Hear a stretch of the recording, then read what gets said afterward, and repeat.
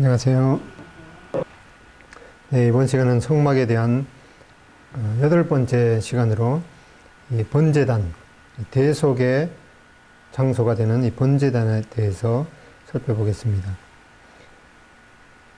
이 성막은 히브리서의 성막에 대해서 또 신약에 잘 해석해 주고 있는데, 이 성막은 히브리서 8장 5절에 하늘에 있는 것들의 모형과 그림자라고 말씀하고 있습니다. 그리고 히브리서 9장 9절에 이 장막은 현재까지의 비유라고 말씀하고 있습니다. 이 성막에 있는 그 주된 7가지 기구에 대해서 전체적인 그 개요는 이 문을 통해서, 유일한 문인 동문을 통해서 구원의 문이 되신 예수 그리스도의 모습을 보게 됩니다. 번제단을 통해서 죄를 대속하신 예수 그리스도의 모습에 대해서, 그리고 이 물두멍을 통해서 진리의 말씀으로 정결케 하시는 예수 그리스도의 모습에 대해서, 이 등대를 통해서 세상에 비치신 예수 그리스도의 모습에 대해서, 이 떡상을 통해서 생명의 떡이신 예수 그리스도의 모습에 대해서, 이 향단을 통해서 중보자 되시는 예수 그리스도의 모습, 또 언약궤를 통해서 하나님의 영광의 임재가 되시는 예수 그리스도의 모습에 대해서 보게 됩니다. 하나님께서는 이 계시하실 때 이 언약궤부터 이 번제단으로 계시해 주셨는데, 언약궤에서 번제단으로 가는 길은 은혜의 발자취로 찍혀 있습니다. 그리고 이 인간의 그 접근 단계를 보게 되면은 번제단에서 언약궤로 가는 길은 하나님의 공의가 연락된 이 구속의 피로 뿌려져 있는 것을 보게 됩니다. 이 동쪽 문을 통해서 들어가게 되면은 제일 먼저 만나게 되는 것이 이 번제단을 보게 됩니다. 이 번제단에 대해서 이 출애굽기 27장 1절로 이 8절에 대해서 이 번제단을 어떻게 만들 것인가에 대해서 말씀해 주고 있는데, 그 말씀을 읽어 보겠습니다.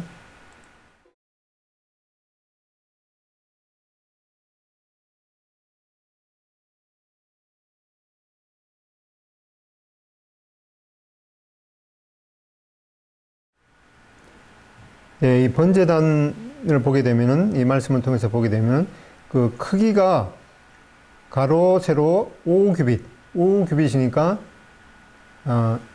2.5m죠. 가로 세로 2.5m면은 그 큰 소 한 마리들, 황소 한 마리도 통째로 집어넣어도 될 수 있는 그런 크기죠. 그리고 높이는 이 3규빗으로 1.5m가 되게 하고, 그다음에 네 모퉁이에 이 뿔을 만들도록 했습니다.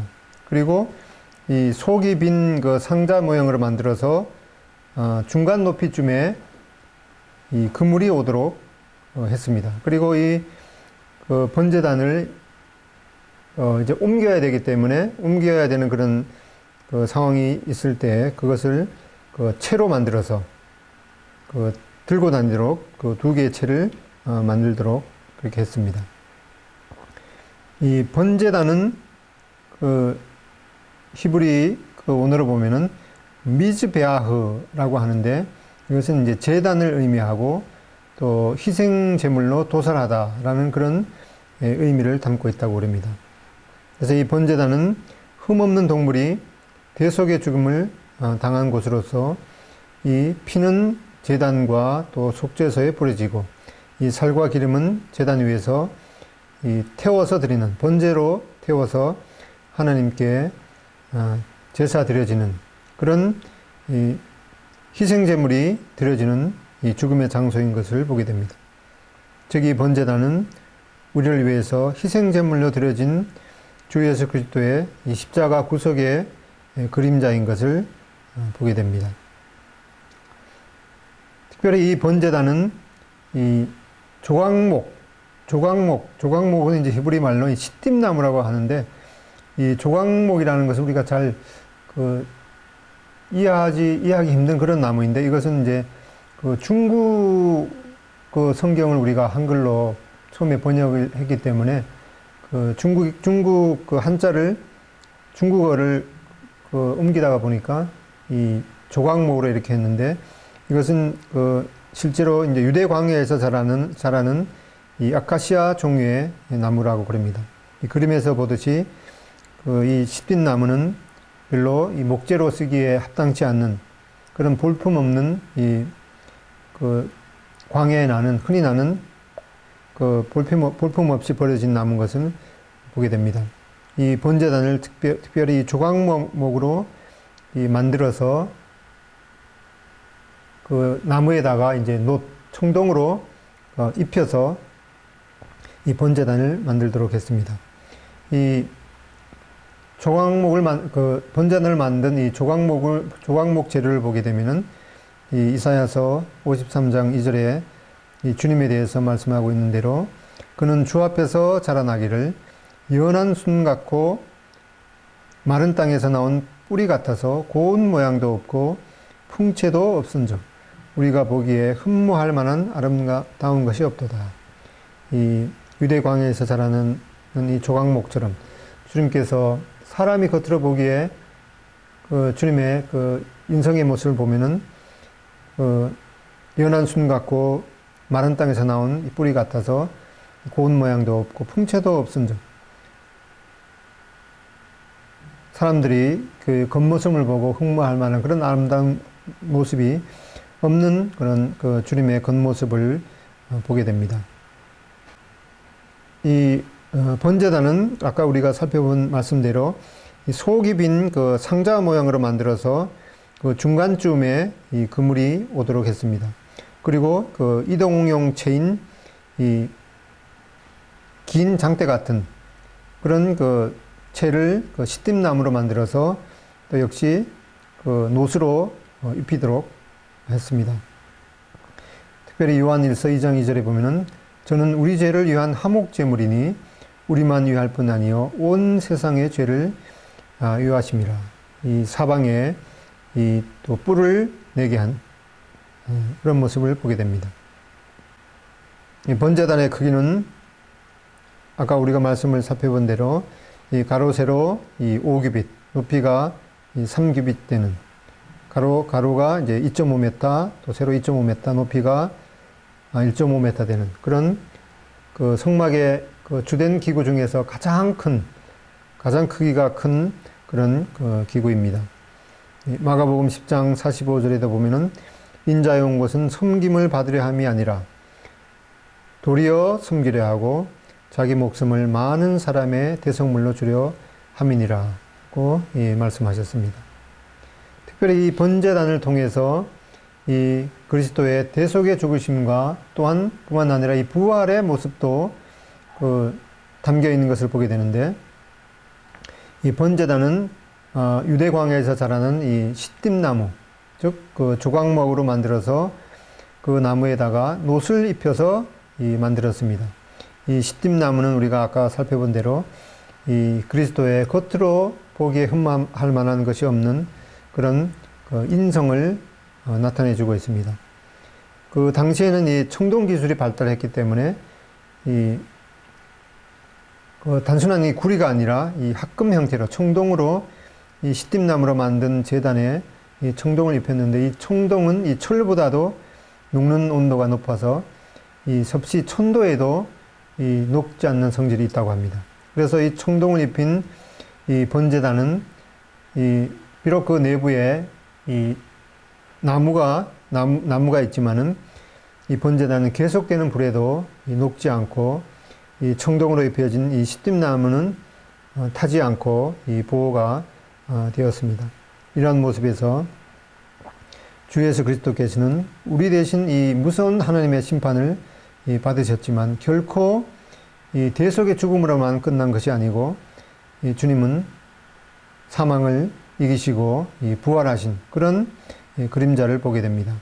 시편 30편 3절에 보면은 여호와여 주께서 내 영혼을 음부에서 끌어내어 나를 살리사 무덤으로 내려가지 않게 하셨나이다. 이 시편을 통해서 이 주님의 모습을 또 다윗을 통해서 노래하고 있습니다. 요한복음 4장 25절에 보면은 예수는 우리 범죄함을 위하여 내어줌이 되고 또한 우리를 의롭다 하심을 위하여 살아나셨느니라.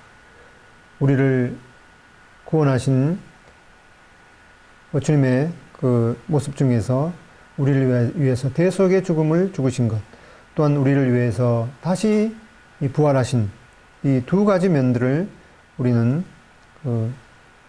기억해야겠습니다.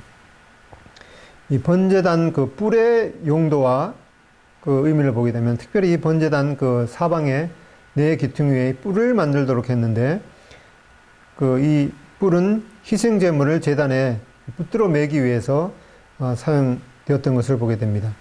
시편 118편 27절에 보면은 밧줄로 이 절기 제물을 제단 뿔에 맬지어다, 이렇게 말씀하셨습니다. 그리고 이 속죄하게 한 제물의 피를 이 뿔에 바르기도 했습니다. 출애굽기 29장 12절에 그 피를 내 손가락으로 제단 뿔들에 바르고 그 피 전부를 제단 밑에 쏟을지며, 이렇게 말씀했고, 또 열왕기상에 보면은 이 범죄자인 아도니아와 요압이 이 제단 뿔을 잡고 이 죽음을 모면할 수 있었던 도피성과 같은 역할을 했던 것을 보게 됩니다. 열왕기상 1장 50절에 보면은 아도니아도 솔로몬을 두려워하여 일어나 가서 제단 뿔을 잡았다라고 말씀하고 있습니다. 그리고 이 신약 누가복음에 보면은 이 영원한 도피성 같은 이 구원의 뿔은 주 예수 그리스도의 모습인 것을 말씀하고 있습니다. 누가복음 1장 68절에 찬송하리로다 주 이스라엘의 하나님이여 그 백성을 돌보사 속량하시며 우리를 위하여 구원의 뿔을 그 종 다윗의 집에 일으키셨으니, 또 시편 18편 2절에 보면은 여호와는 나의 구원의 뿔이시다. 이런 말씀을 통해서 볼 때 이 뿔은 이 하나님의 능력을, 특별히 누가복음 1장을 통해서는 구체적으로 이 구원의 뿔을 주 예수 그리스도로 지칭하고 있는 것을 보게 됩니다. 그리고 이 번제단에서 이 번제를 드리기 위해서 쓰이는 여러 가지 또 기구들을 있었는데, 죄를 담는 통과 또 이 희생제물로 드려진 그 고기들이 잘 탈 수 있도록 그 고기를 또 뒤집는 갈고리와 또 부삽과 또 대야, 또 특별히 그 성막을 이동시켜야 됐을 때 그 번제를 위해서 드려지는 그 불을 옮기는 이 그릇도 만들도록 했습니다.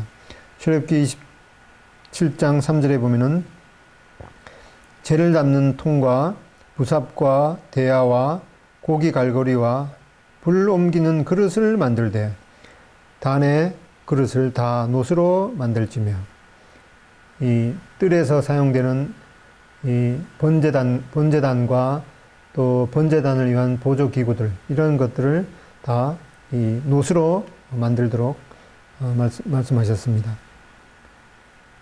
이 번제단을 만들고 이제 그 번제단에서 그 희생제물로 드려진 짐승에게 또 안수하고 이 번제단에서 이 불로 태워서 화제로 드리는 그런 모습을 보게 됩니다. 레위기 1장 4절에 보면은 그는 번제물의 머리에 안수할지니 그를 위하여 기쁘게 받으심이 되어 그를 위하여 속죄가 될 것이라. 이 번제물에서 이 죄를 위해서 희생제물로 드려짐으로 말미암아 그 희생제물에 손을 얹고 또 안수하게 되었을 때 그 죄가 그 희생제물에게 그 옮겨져서 또 하나님 앞에 번제를 드림으로 말미암아서 하나님 앞에 기쁘시게 받음이 되어서 일납되어서 속죄가 될 것이라고 말씀하고 있습니다. 그리고 이 번제단에서 이제 희생제물을 드렸을 때 이 그 번제단을 태우는 이 불은 이 사람이 붙인 것이 아니라 이 하늘에서 내린 불로서 이 제단에 붙여진 것을 보게 됩니다. 번제단이 다 이제 완성이 되어서 이제 첫 제사를 드릴 때 이 하나님께서 하늘에서 불을 직접 내려서 번제단 위에 버려놓은 나무에 불을 붙이신 것을 레위기 9장 24절을 통해서 보게 되는데, 이제 레위기 9장에서 출애굽기에 하나님께서 모세에게 말씀하신 그런 성막들이 이제 다 완성이 되어서 레위기 9장에서 첫 번째 하나님께 드리는 그 제사를 실행하는 것을 보게 되는데, 레위기 9장 24절에 불이 여호와 앞에서 나와 단 위에 번제물과 기름을 사른지라 온 백성이 이를 보고 소리 지르며 엎드렸더라. 이 번제단이 완성되어서 첫 번째 제사를 드릴 때 이 하나님께서 하늘에서 직접 이 불을 내리셨습니다. 그리고 이제 그때부터 제단에는 불이 항상 꺼지지 않도록 해야 했습니다. 제사장들이 하는 역할 중에 아주 중요한 역할 중에 하나였습니다. 그리고 이 성막을 다른 장소로 옮길 때는 아까 번제단을 위해서 여러 가지 보조기구가 있었는데, 이 불씨 담는 그 그릇에다가 이 처음에 붙여졌던 그 불을 담아가야 했습니다. 레위기 6장 12절로 13절에 보면은 단 위에 불은 항상 피워 꺼지지 않게 할지니 제사장은 아침마다 나무를 그 위에 태우고 번제물을 그 위에 버려놓고 화목제의 기름을 그 위에 살을 찌며 불은 끊이지 않고 단 위에 피워 꺼지지 않게 할지니라. 그리고 아까 우리가 출애굽기 27장을 통해서 번제단에서 쓰이는 여러 가지 보조기구가 있었는데, 특별히 이 불 옮기는 그릇을 만들도록 했습니다. 처음에 이 번제단이 다 완성이 되고 하나님 앞에 첫 번째 제사를 드릴 때 하늘에서 내린 그 불로 이 번제가 드려졌는데, 그리고 그 불은 계속해서 이 번제단에 꺼지지 않도록 해야 됐고, 또 옮길 때에는 성막을 옮길 때는 그 불 옮기는 그릇에다가 처음에 붙여졌던 그 불을 옮겨야 했습니다. 근데 우리가 레위기 10장에서 이 아론의 두 아들인 이 나답과 아비후가 처음에 붙여졌던 그 불이 아니고 이 다른 불로 불을 가지고 제사를 드렸을 때 즉시 그 자리에서 죽었던 것을 보게 됩니다.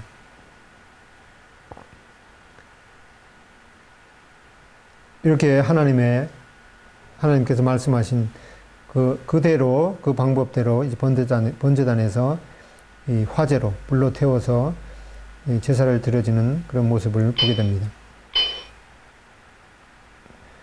이런 모습을 통해서 이사야서 53장 5절로 6절에 있는 말씀, 그가 찔림은 우리의 허물을 인하며, 즉 나의 허물을 인하며, 그가 상함은 나의 죄악을 인함이라. 그가 징계를 받음으로 내가 평화를 누리고 그가 채찍에 맞음으로 내가 나음을 입었도다. 나는 다양 같아서 그릇 행하여 각기 제 길로 갔거늘 여호와께서는 나의 죄악을 그에게 담당시키셨도다.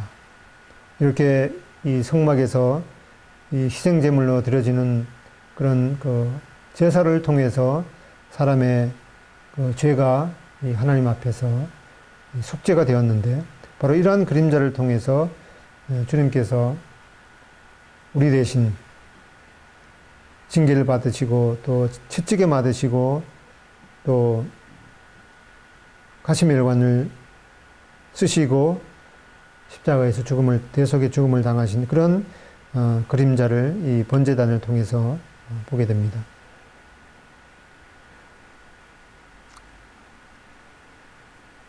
주님께서 이 십자가에서 달리실 때 이 엘리 엘리 라마 사막다니 나의 하나님 어찌하여 나를 버리시나이까, 이렇게 주님께서 우리 대신 이 대속의 죽음을 당하시면서 절규하는 그런 모습을 보게 됩니다. 주님께서 십자가에 달리실 때 말씀하셨던 다 이루었다 라고 요한복음 19장 31절에 말씀하신 이런 말씀을 보게 될 때, 구약의 이러한 여러 부분과 또 여러 모양으로 말씀하신 그런 희생 제물의 제사를 통해서 사람의 죄가 사해지는 그런 여러 가지 모습을 통해서 주님께서 이 구약에 기록하신 이 모형대로 우리의 모든 죄를 사하시는, 다 이루었다는 이 말씀이 모든 값이 지불되었다라는 그런 이 헬라어 말로 테텔레스타이, 모든 값이 지불되었다. 우리의 죄에 대한 그 대가가 다 지불되었다는 그런 이 아주 놀라운 선언을 저희들에게 주셨습니다. 고린도전서 5장 7절에 보면은 우리의 유월절 양 곧 그리스도께서 희생이 되셨느니라, 이렇게 말씀해 주고 있습니다.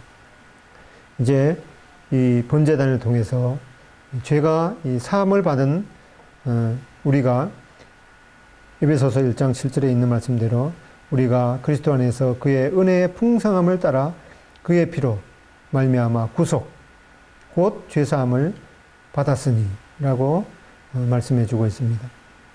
이제 히브리서 10장 19절에 있는 말씀을 통해서 그러므로 형제들아 우리가 예수의 피를 힘입어 성소에 들어갈 이 담력을 얻었나니 라고 말씀해 주고 있습니다. 그리고 이 번제단을 이제 만들어서 이 성막을 이동할 때 이 번제단을 운반하는 그런 원칙에 대해서 말씀해 주고 있는데, 이 민수기 4장 13절로 14절에 있는 말씀을 보게 되면은 제단의 죄를 버리고 이 번제단을 운반하는 그 원칙에 대해서 말씀해 주고 있습니다. 민수기 4장 13절로 14절, 제단의 죄를 버리고 그 제단 위에 자색 보자기를 펴고 봉사하는 데에 쓰는 모든 기구 곧 불 옮기는 그릇들과 고기 갈고리들과 부삽들과 대야들과 제단의 모든 기구를 두고 회달의 가죽 덮개를 그 위에 덮고 그 채를 꿰을 것이며, 이 성막에 있는 모든 기구들은 각각 하나님께서 지시하신 각각 다른 색깔의 보자기를 싸서 특별히 이 고핫 자손을 통해서 이동하도록 했습니다.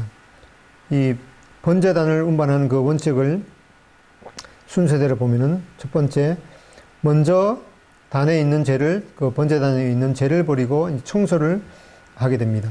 그리고 단 위에 특별히 자색 보자기를 펼치게 되는 거죠. 그 다음에 번제단의 모든 보조 기구들을 자색 보자기 위에 올려놓습니다. 그 다음에 그 회달의 가죽을 덮고서, 그리고 이 채를 깨어서 특별히 어깨에다 메고 이동해야 했습니다. 이러한 이 원칙을 특별히 하나님께서 말씀하셨기 때문에 그대로 지켜야 했습니다. 이 보자기를 뭐 자색 보자기가 아니고 다른 보자기로 해서는 안 되고, 또 먼저 자색 보자기를 펼치고 그 다음에 이 회달의 가죽을 덮도록 했습니다. 특별히 이 번제단을 운반하는 원칙은 이렇게 했는데, 또 다른 기구들을 옮길 때는 여기는 이제 자색 보자기를 먼저 처음에 펴서 하도록 했는데, 다른 기구들은 또 다른 색깔의 보자기를 하도록 했습니다. 이렇게 특별히 이 보자기의 색깔과 이 보자기를 싸는 그 순서를 각각 지켜야 했습니다. 이 순서를 보면은 먼저 이 번제단에 있는 재를 다 버리고 이 청소를 해야 했습니다. 그리고 이 여러 가지 번제단에 쓰인 보조 기구들도 깨끗하게 해야 했습니다. 이 번제단을 운반하는 원칙은 이렇게 제일 첫 번째 단에 있는 재를 버리고 청소를 해야 되는데, 중요한 다른 기구, 특별히 언약궤를 운반하는 원칙을 보면은 뭐 여기는 이제 청소할 일은 없었겠죠. 제일 먼저 이 언약궤를 운반하는 원칙은 성소와 지성소를 가리고 있는 그 휘장을 일단은 걷습니다. 네, 번제단을 운반하는 원칙 두 번째를 보면은 위에다가 이제 자색 보자기, 이 왕권을 상징하는 이 자색 보자기를 펼치게 됩니다.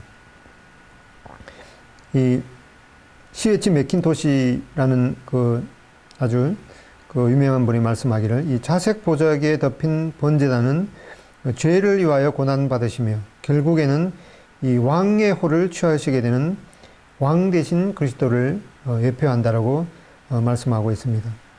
이 요한복음 19장 2절로 3절에 보면은 이 자색 옷을 입히고 앞에 가서 이르되 유대인의 왕이여 평안할지어다 라고 이 말씀을 통해서도 보면은 이 자색은 이 왕권을 상징하게 되는 것을 보게 되는데 이 히브리서 9장 2절에도 보면은 죽음의 고난 받으심으로 말미암아 영광과 존귀로 관을 쓰신 예수를 보니 이렇게 해서 이 주님께서는 우리 대신 대속의 죽음을 고난을 받으셨지만은 결국에는 이 영광과 존귀로 관 쓰시게 되는 그런 모습을 말씀해 주고 있습니다. 번제단을 운반하는 원칙의 첫 번째는 이제 자색 보자기를 펼치라고 말씀했는데 이 언약궤를 운반할 때는 이 언약궤 그 위에다가 그 성소와 지성소를 그 구분하고 있는 그 휘장을 그 언약궤에다가 덮게 됩니다. 그러니까 번제단과 이 언약궤를 운반하는 그 원칙이 좀 순서가 틀리는 것을 보게 되죠. 그 다음에 그 번제단을 옮기는 세 번째 원칙을 보면은 이 자색 보자기를 펼치고 그 다음에 그 번제단의 모든 이제 다른 보조기구들을 거기에 올려놓게 됩니다. 반면 이 언약궤를 운반할 때는 그 여기 번제단에서는 이제 자색 보자기를 먼저 그 덮게 되는데 이 언약궤를 운반할 때는 제일 처음에 어떻게 했죠? 성소와 지성소를 구분하고 있는 그 휘장을 덮고 그 다음에 여기 그 언약궤는 두 번째로 이 해달의 가죽으로 덮게 됩니다. 그 다음에 번제단을 옮기는 그 네 번째 순서는 여기 번제단은 이제 해달의 가죽으로 덮게 됩니다. 반면 이 언약궤를 운반할 때는 처음에 그 성소와 지성소를 구분하고 있는 그 휘장을 덮고 그 다음에 뭘 덮었죠? 그 다음에 이제 해달 가죽을 덮고 또 세 번째로는 이제 언약궤는 청색 보자기를 덮게 됩니다. 이렇게 그 번제단을 운반하는 원칙과 언약궤를 운반하는 원칙이 중요하게 이렇게 주님께서 특별히 다르게 말씀하셨기 때문에 거기는 특별히 다른 이 교훈이 있는 것을 보게 됩니다. 그 다음에 이 번제단을 운반할 때 채를 끼워서 어깨에다 메고 이동하게 되는 것을 말씀했습니다. 이 번제단에서는 이 해달의 가죽으로 상징되는 그리스도의 인성을 먼저 보게 되죠. 이 번제단을 옮길 때 제일 안에다가는 뭘 넣었죠? 자색 보자기를 펼치고 그 다음에 그 번제단에 보조기구를 넣고 그 다음에 해달의 가죽, 이 우중충한 그런 그 검은 해달의 가죽을 덮도록 했는데 그렇게 해서 이 번제단을 통해서는 이 해달의 가죽으로 상징되는 이 그리스도의 인성을 먼저 보게 되겠죠. 그렇지만 그 안에는 뭐가 있죠?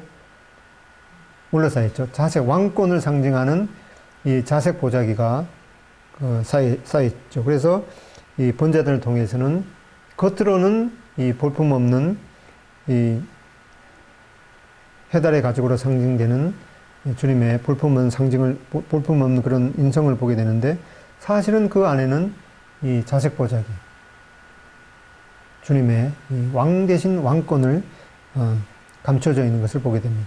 반면 이 언약궤는 이제 제일 안에 이 청색, 자색, 홍색 실, 또 가늘게 꼰 배실과 또 영광의 천사의 그 그룹으로 수놓은 그런 그 휘장을 덮게 하고 그 다음에 이제 뭘 덮었죠? 해달의 가죽을 덮고 제일 바깥에 청색 보자기를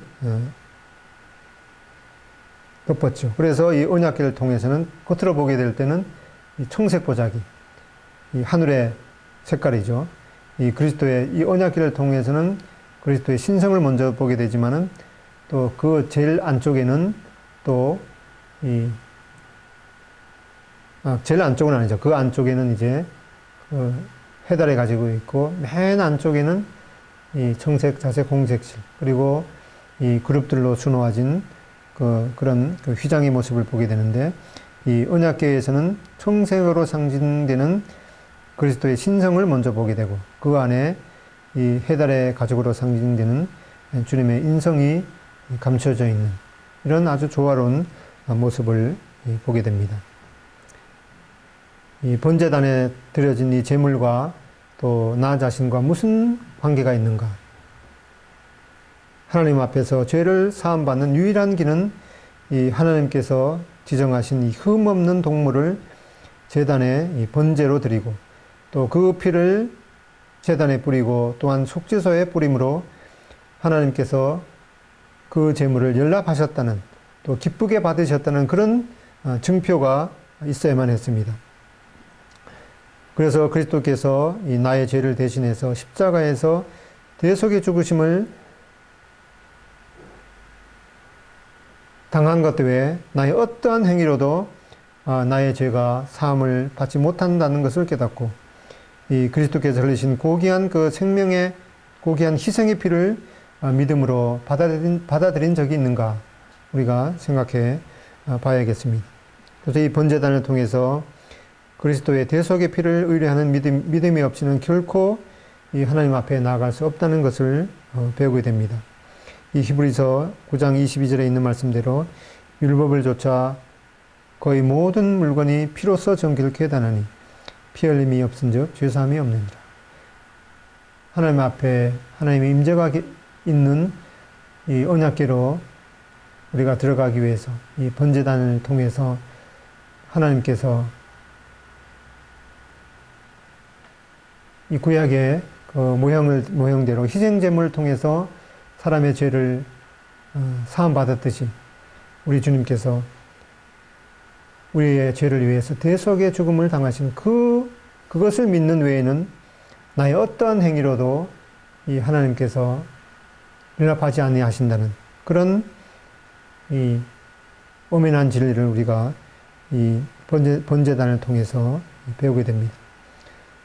주님께서 우리를 위해서 대속의 죽음을 당하신 그 능력으로 말미암아, 그 은혜로 말미암아 우리는 우리의 모든 죄를 사함받고 이 하나님 앞에 나아갈 수 있는 이 놀라운 은혜를 받게 된 것을 보게 됩니다. 이제 이 번제단을 통해서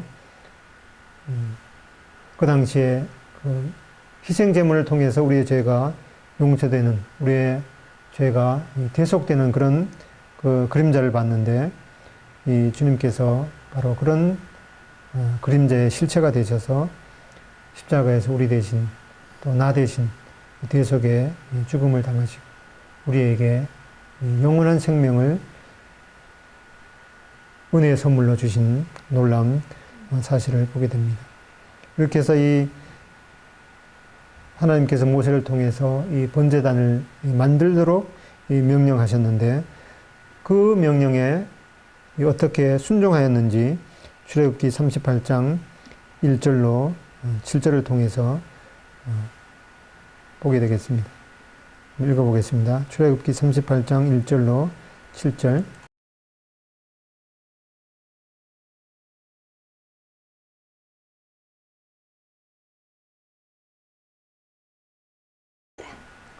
이렇게 구체적으로 하나님의 말씀에 순종해서 이 번제단을 건축한 그런 모습을 보게 됩니다. 이번 시간을 마치겠습니다.